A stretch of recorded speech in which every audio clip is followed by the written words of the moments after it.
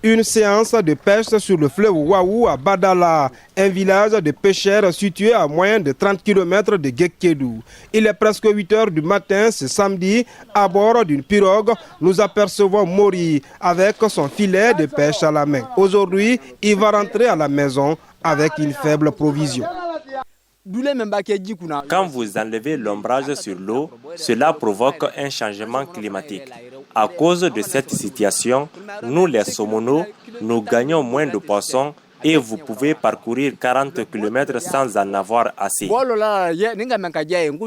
Le désarroi des pêcheurs sur le fleuve Waou à Badala, Soumamori le connaît bien. Cela fait plus de 20 ans que le jeune homme pêche dans ce cours d'eau. Ces pêcheurs, comme ses collègues, accusent des femmes et même des militaires qui, selon lui, détruisent les poissons en profondeur. Actuellement, la berge est détruite. L'eau ne fait que diminuer. Les petits poissons qu'on doit pêcher l'année prochaine vont tous mourir à cause de cette dégradation.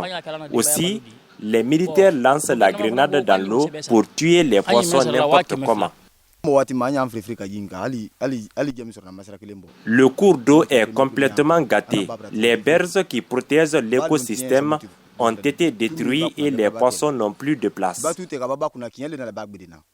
Actuellement, à Guékédou, la pêche artisanale est confrontée à de nombreuses difficultés. Au-delà de la destruction des berges au long des cours d'eau, la fabrication des pirogues est devenue de plus en plus difficile.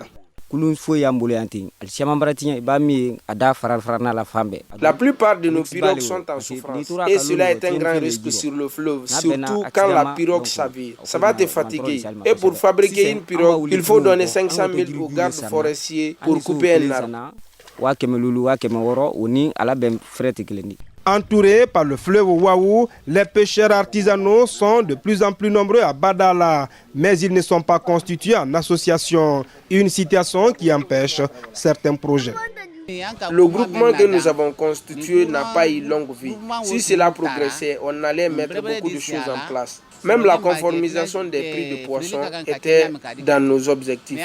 Mais actuellement, chacun évolue comme il veut. Pourtant, dans cette localité, près de la moitié de la population vit directement ou indirectement aux produits de la pêche artisanale.